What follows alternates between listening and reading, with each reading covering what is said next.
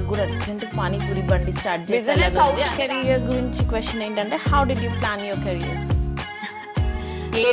Going to be so funny. నేను వచ్చాను కాబట్టి పాపం మా ఆయన మా పిల్లలు అందరు రావాల్సి. What do you and your husbands do for living? College ఉంది కాదు, ఉండేది ఒక కంకణం కట్టుకొని దృఢ సంకల్పంతో, అంటే మాస్టర్స్ ఎప్పుడైనా చేయొచ్చు, ప్రొఫెషనల్ గా ఫ్యాషన్ డిజైనర్ అవ్వాలి. Mind it. Just kidding. Hi guys, welcome back to our channel Anu సుప్పి.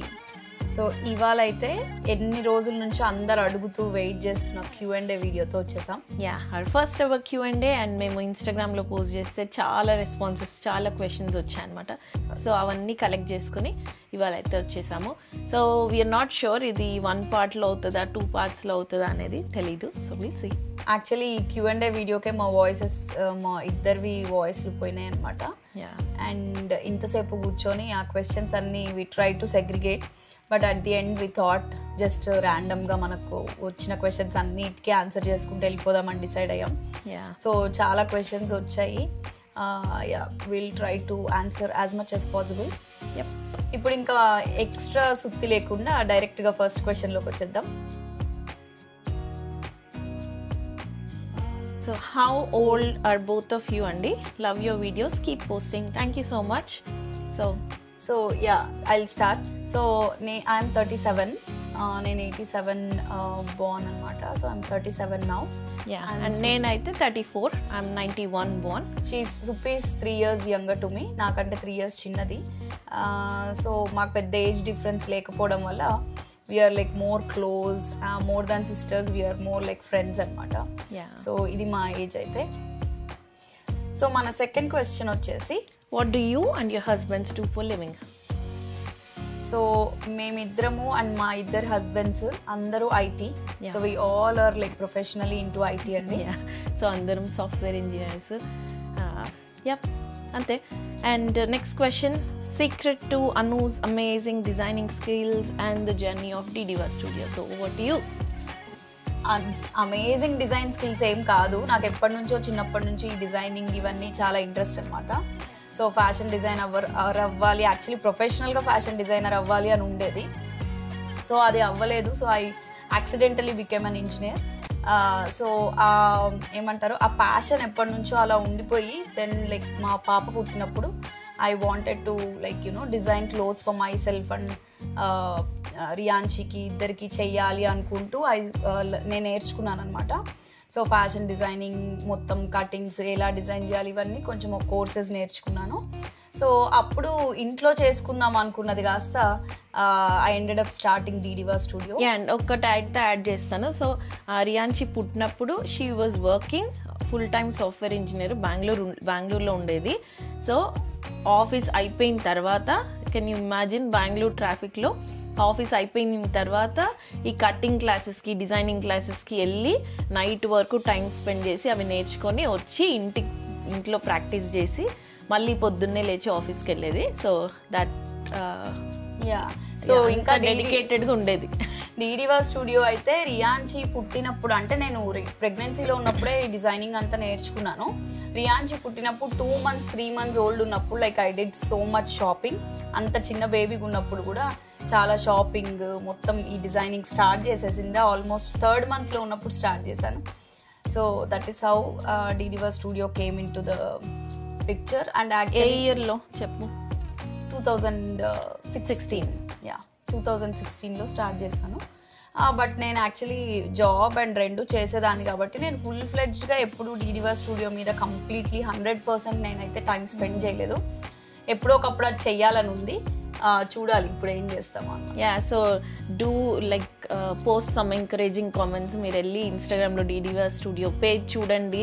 అసలు ముందు ఆల్మోస్ట్ లైక్ ఇప్పుడు స్టార్ట్ చేసిన కొత్తలోనే కలంకారీవి, మంచి మంచి మంగళగిరివి, ఇక్కత్వి, అలా డిఫరెంట్ ఇండో వెస్టర్న్ స్టైల్వి అన్నీ డిజైన్ చేసేదన్నమాట. So go and check it out. అసలు అప్పట్లోనే అంత మంచివి చేసేది. సో కొన్ని ఎంకరేజింగ్ కామెంట్స్ అయితే పెట్టండి, గెట్ బ్యాక్ టు ఇట్ అని పక్కా చేయడానికి ట్రై. ఇప్పుడైతే కొన్ని కొత్త కలెక్షన్ ఏదో ఒకటి చెయ్యాలి అని చెప్పి ప్లాన్ చేస్తున్నాం. చాలా రోజు ప్లాన్ చేస్తున్నాం, బట్ అవ్వట్లేదు. So I try my best కొన్ని కొత్త డిజైన్స్ ఆర్ లైక్ కొత్త కలెక్షన్స్తో. అండ్ మీతో కూడా షేర్ చేసుకుంటాను definitely.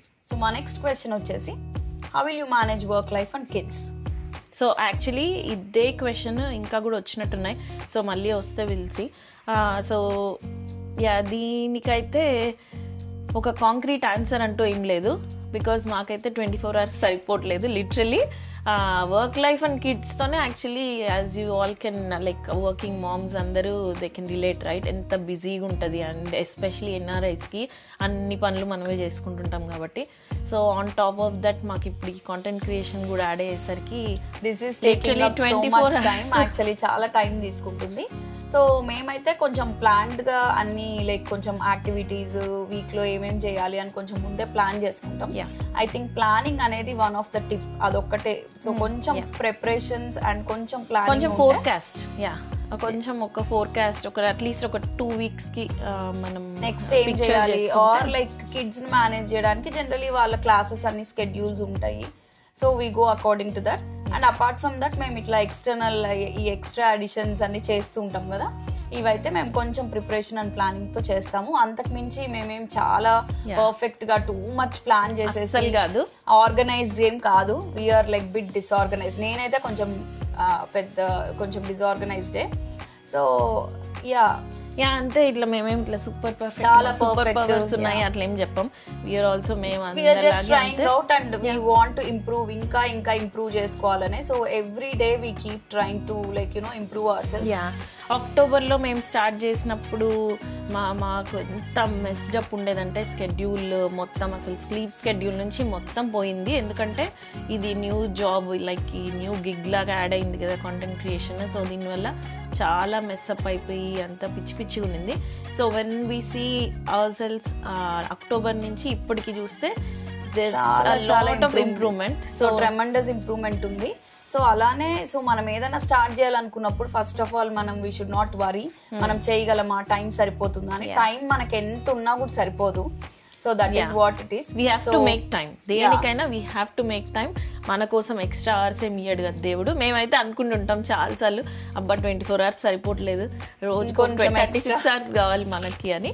So that's what it is. అప్పుడైతే అసలు ఒక్కొక్క వీడియోకి మాకు ఒక 2-3 days చాలా కష్టపడి videos like we have spend lots of time.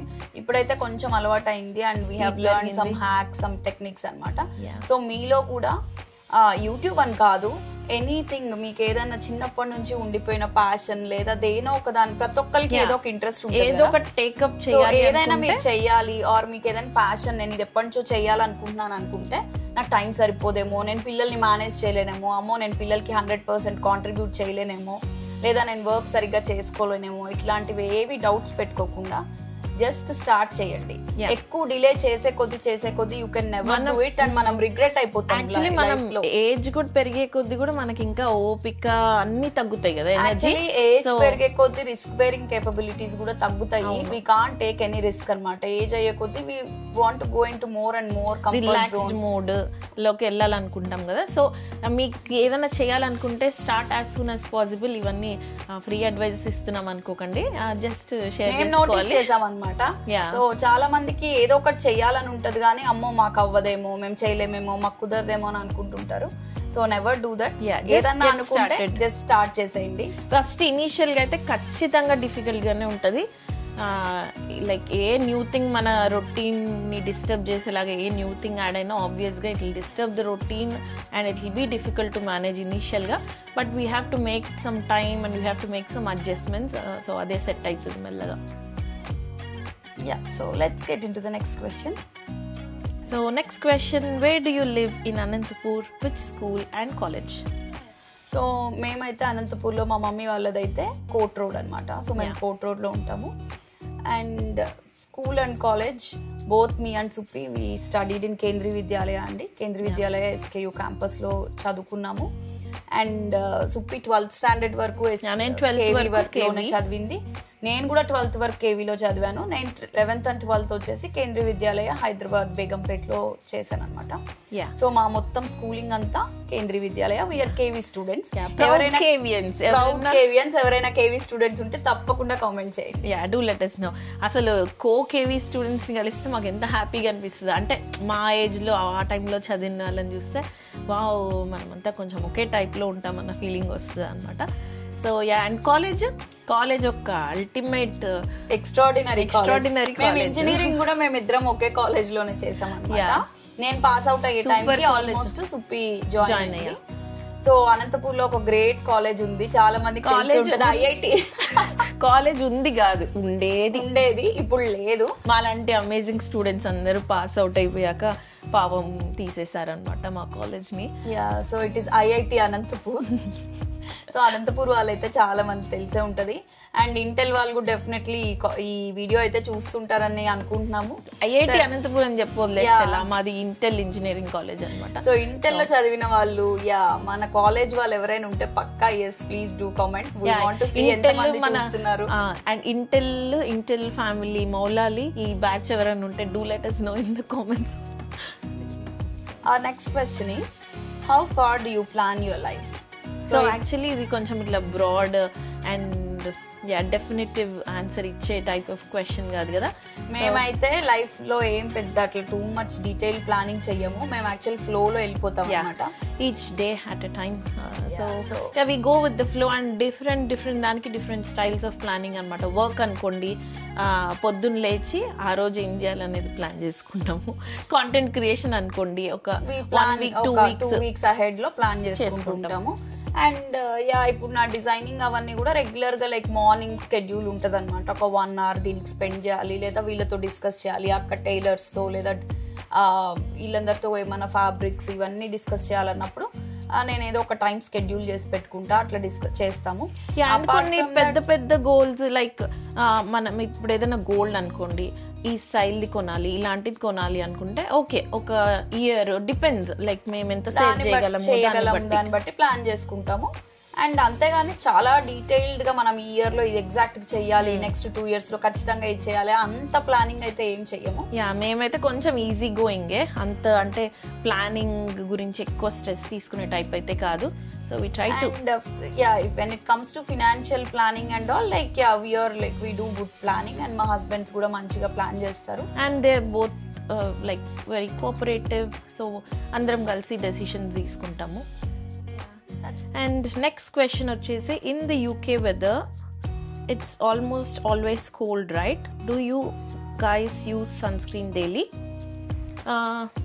Actually నేనైతే మాక్సిమం యూజ్ చేయడానికే ట్రై చేస్తాను. నేను కొంచెం చెయ్యను. సో సన్ స్క్రీన్ యూజ్ చేస్తాను. సమ్మర్స్ లో అయితే పక్కా యూజ్ చేస్తా. కొంచెం సన్ వస్తుంది, సన్ లైట్ ఉందంటే డెఫినెట్లీ యూజ్ చేస్తా. కొంచెం ఎక్కువ క్లౌడీగా ఉండి ఎక్స్పోజ్ అవుతుంది అన్నప్పుడు బయటికి వెళ్తాను అన్నప్పుడు ఖచ్చితంగా యూజ్ చేస్తా. ఇండోర్స్ లో సుప్పి అయితే ఇండోర్స్ ఉన్నా డెఫినెట్లీ షీ యూజెస్ ఇట్. నేనైతే నాకు కొంచెం అన్ని టెన్షనే కదా, ఎక్కడ పింపుల్ వస్తుందమ్మో, సన్ స్క్రీన్ కి జిడ్డు ఎక్కువ పింపుల్స్ వస్తాయేమో అనే భయంతో ఇండోర్స్ లో నేను జనరల్లీ పెద్ద యూజ్ చేయను. బట్ కొంచెం యూకేలో మార్చ్ నుంచి కొంచెం డే లైట్ ఎక్కువ ఉంటుంది కదా, ఆ టైంలో ఐ స్టార్ట్ యూజింగ్ మార్చ్ నుంచి అరౌండ్ లైక్ ఆగస్ట్ ఈ టైంలో. So that is how use. నేనైతే వింటర్స్ లో ఏ వెదర్ లో అయినా ఖచ్చితంగా మార్నింగ్స్ సన్ స్క్రీన్ అయితే పక్కా యూజ్ చేస్తా. బయటికి వెళ్ళేలా ఉంటే మాత్రం నాకు అదొక ఫీలింగ్ అనమాట, ఏదో అయిపోతుంది స్కిన్ కి అని. సో డెఫినెట్ గా అయితే యూజ్ చేయడానికి ట్రై చేస్తా. మెయిన్లీ బికాస్ నేను నైట్ టైమ్స్ ఈ ట్రెటినాయిన్ BHAs అవి ఎక్కువ యాసిడ్స్ యూజ్ చేస్తా కాబట్టి సమ్మర్ అయినా వింటర్ అయినా I try to use sunscreen. ఎవరైనా కూడా యూజ్ చేయడమే better. Okay, our next question is again cold country UK ఇలాంటి countries కి related. How to deal with UK climate? I always feel very depressed. So ఇదైతే ఒక subscriber అయితే comment చేశారు. Actually you are right అండి, UK climate is definitely depressing. మాకు కూడా అనిపిస్తుంది. But the only thing we do to ఆ depression like ఆ కోల్డ్ వెదర్ ఇంట్లోనే ఉండడం, దాని నుంచి బయటికి రావడానికి we keep our selfs active and busy. ఏదో ఒకటి చేయండి, బిజీగా ఉండండి, అదే మెయిన్ టిప్. బయటికి వెళ్ళి fresh air, weather it is cold or warm, కొంచెం చల్లగా ఉన్నా కూడా మనం మంచి ప్రొటెక్షన్ అంతా వేసుకొని కొంచెం సేపు అన్న వాక్ వెళ్ళేసి వస్తే కాకపోయినా కూడా ఏదైనా షాపింగ్ గ్రాసరీ షాపింగ్ అయినా వెళ్ళండి. And fresh air definitely take. ఖచ్చితంగా చల్లగా ఉంది అస్సలు బయటకు వెళ్ళకూడదు అనేది లేకుండా కొంచెం మనం ఒక 5-10 minutes ఫ్రెష్ ఎయిర్ బయట బ్రీత్ చేసామంటే ఇట్ గివ్స్ సచ్ అన్ చాలా ప్లెజెంట్, అసలు మొత్తం మన మూడ్ అంతా చేంజ్ అయిపోతుంది. సో ఎవరికైనా ఇలా ఇట్లాంటి కంట్రీస్ లో, కోల్డ్ కంట్రీస్ లో ఆర్ కోల్డ్ ప్లేసెస్ లో ఉండే వాళ్ళకి డిప్రెసింగ్ గా అనిపిస్తుంది అంటే definitely try to keep your self active, busy ఏదో ఒక యాక్టివిటీ ఆర్ ఏదో ఒక హాబీతో కొంచెం ఎంగేజ్ అవ్వడానికి ట్రై చేయండి. అండ్ మీకు కార్ డ్రైవింగ్ లైక్ కార్ ఉంటే మాత్రం డ్రైవింగ్ రాదు అనుకుంటే ఖచ్చితంగా డ్రైవింగ్ నేర్చుకోండి. హస్బెండ్స్ మీద ఇంకొకరి మీద చాలా మంది విమెన్ చేసేది ఏంటంటే మేము చిన్నప్పుడు నేర్చుకోలేదు, అమ్మో డ్రైవింగ్ అంటే నాకు భయము నేర్చుకోము అని చెప్పి always like depend on someone else to drive or like husbands వచ్చి డ్రాప్ చేయాలి, బయటికి వెళ్ళాలంటే హస్బెండ్ వచ్చి డ్రాప్ చేయాలి. సో అలాంటివి పెట్టుకోకుండా ఇండిపెండెంట్ గా ఉండండి. ఎక్కడికి కావాలంటే అక్కడికి వెళ్ళండి. పిల్లలు ఉంటే వాళ్ళని కూడా తీసుకుని వెళ్ళండి, టైం పాస్ చేయండి అంతే. దానికి మించింది ఏం లేదు. మీకు మంచి ఫ్రెండ్స్ ఉంటే వాళ్ళతో టైం స్పెండ్ చేయండి. ఏదైనా హాబీ లేకపోతే ఏదైనా హాబీ మీద టైం స్పెండ్ చేయండి, టీవీ చూడండి, ఏదో ఒకటి రిలాక్స్ అవ్వండి. బట్ డెఫినెట్లీ ఒక 5-10 minutes అయితే ఫ్రెష్ ఎయిర్ బ్రీత్ చేయండి. Whoever is like feeling depressed are like ఈ వెదర్ లో ఇంట్లోనే ఉన్నా కూడా, మనం ఏం చేస్తున్నా కూడా ఇంట్లో ఉండడం వల్ల it is definitely not so great కదా. చల్లగా ఉన్నా ఎలా ఉన్నా try to spend some time outside. Next question, Anu and Supi, are you both working in IT? Yes, ఇందాక ఆన్సర్ చేసాం కదా. సో ఇద్దరం ఐటీలోనే ఉన్నాం.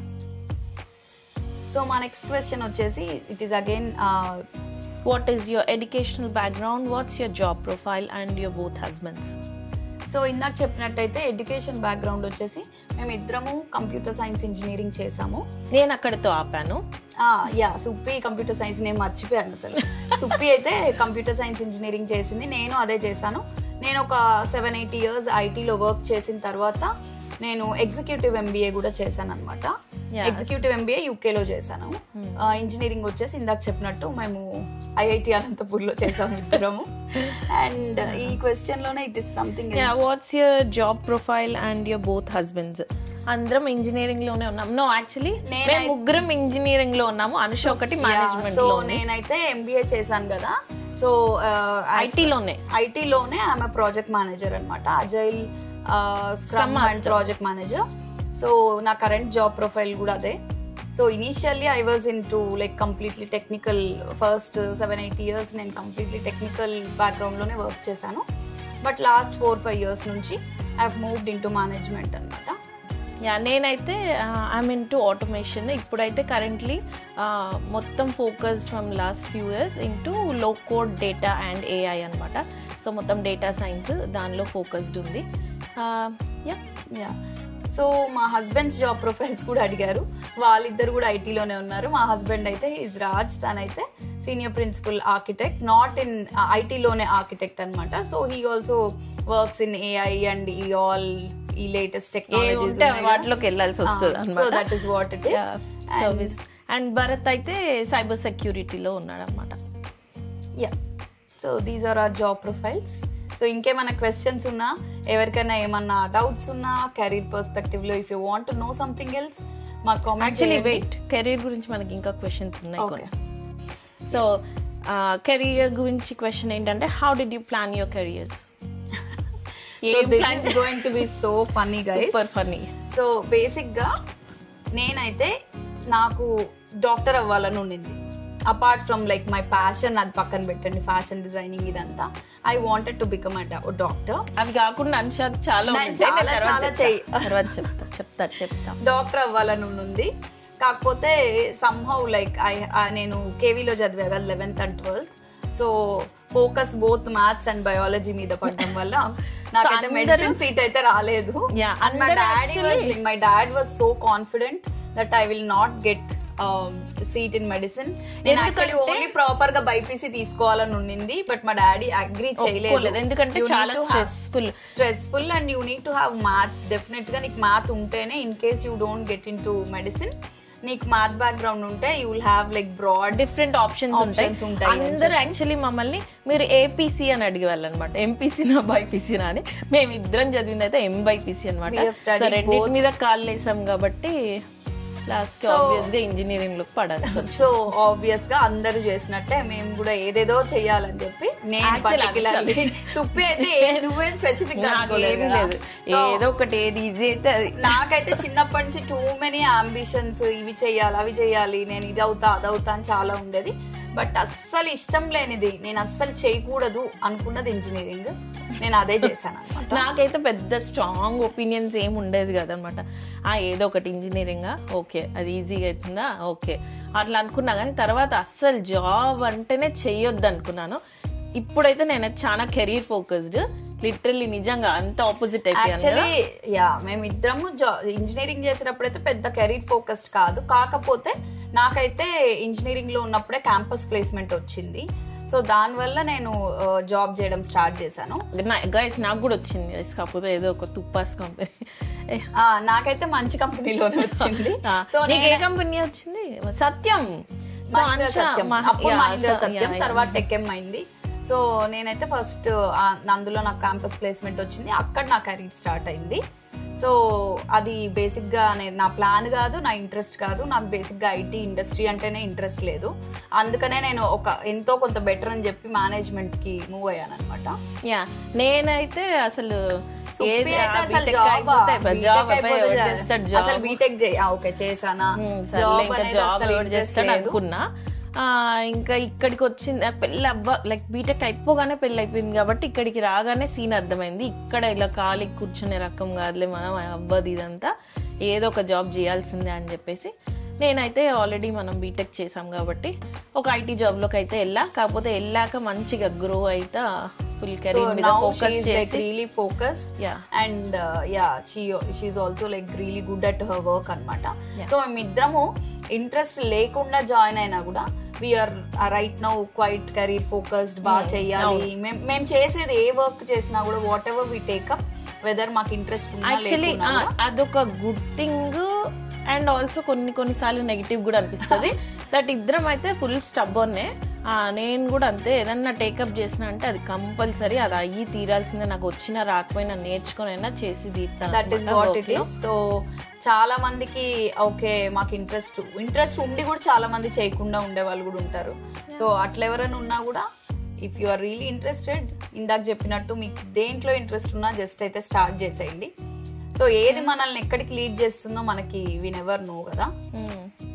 నేనైతే మధ్యలో ఇంజనీరింగ్ అయ్యాక సివిల్స్ కూడా ప్రిపేర్ అయినా. I did want to join my job, నా జాబ్ ఇంట్రెస్ట్ లేక. అండ్ ఇంకొకటి గైస్, ఇది కెరియర్ గురించి కాదు కానీ అనుష ఏ టైప్ అంటే మేము పానీపూరి తినడానికి ఒక ప్లేస్కి వెళ్తాం అనమాట అనంతపురం. అక్కడికి వెళ్తే ఆయన ఫుల్ బిజీగా ఉండి ఫుల్ బిజినెస్ అవుతుంటారు. ఈయనకి ఇంత బిజినెస్ అవుతుంది, నాకు కూడా అర్జెంట్ పానీపూరి బండి స్టార్ట్ బిజీగా ఉన్నాడు. ఆ పానీపూరీస్ అన్ని చేయడం అసలు అందులో ఎంత స్కిల్ ఉంది. అండ్ ఇంకోటి నేను పానీపూరి బండి చేసేస్తా. మేము మా కాలేజ్కి ఏమో ఇట్లా షేర్ ఆటోస్ అవన్నీ ఉండేవన్నమాట. అసలు ఆ షేర్ ఆటో డ్రైవర్స్ చాలా బాగా ఎంజాయ్ చేసుకుంటూ సాంగ్స్ పెట్టుకొని కాలేజ్ నుంచి సిటీ వరకు డ్రైవ్ చేసుకుంటూ హ్యాపీగా ఎంజాయ్ చేసేవాళ్ళు. మనమేమో కాలేజ్ కి వెళ్ళేవాళ్ళం. అసలు సో హ్యాపీగా నాకు కూడా ఒక షేర్ ఆటో పెట్టుకొని నేను కూడా అట్లా హ్యాపీగా డ్రైవ్ చేసుకుంటూ తిరగడం బెస్ట్ కదా. అన్నీ అలాంటివి మీకు మన ఇండియాలో మన భారతదేశంలో ఎలాంటి పనులు చేసే వాళ్ళని చూసి అనుష నేను అది చేసేస్తాను అంటది అనమాట, ఆ టైపు. కాకపోతే ఫైనల్లీ ఎండెడ్ అప్ హియర్ అందరిలాగా. బట్ ఏవో అందుకనే అట్లాంటి ఎక్స్ట్రా హాబీలు నాకు చాలా ఉంటాయి అనమాట. ఎందుకంటే నాకు అన్నిట్లో ఇంట్రెస్ట్ ఉంటుంది కాబట్టి ఏదో ఒకటి సైడ్ గిగ్స్ చాలా చేస్తుంటాం అనమాట.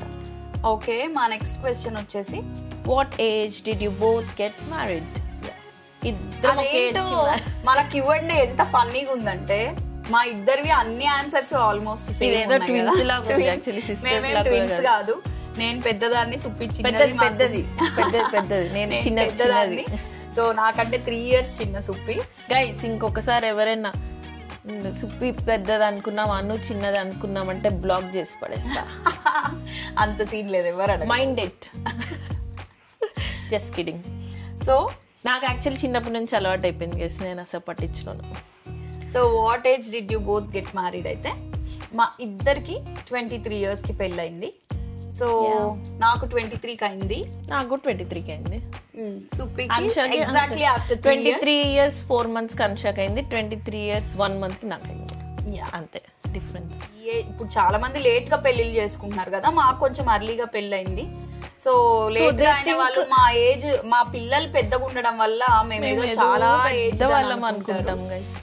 మమ్మల్ని ఏదో 40 అని అనుకోద్దండి ప్లీజ్ దయచేసి. సో మాకేదో చాలా 40s లో 45s ఎంతో ఉన్నాయనుకుంటా, వీళ్ళకి ఇంత పెద్ద పెద్ద పిల్లలు ఉన్నారా అని అనుకుంటారు. కాకపోతే మాకు పెళ్ళైన వీళ్ళకి with in 1 year, first year తర్వాతే కిడ్స్ ఉండడం వల్ల, ఫస్ట్ కిడ్స్ ఉండడం వల్ల మాకు అర్లీగా లైక్ యునో. సో అనుష పెళ్ళయి 14 years అయింది, 13 years కిడ్ ఉన్నాడు. నా పెళ్ళయి 11 years అయింది, సో 10 years పాప ఉందన్నమాట. సో అది కూడా చూడండి same. So hi Anu and Supi, I really like your videos. What do you do apart from YouTube? Do you guys work? Yes, we already you would have got the answer.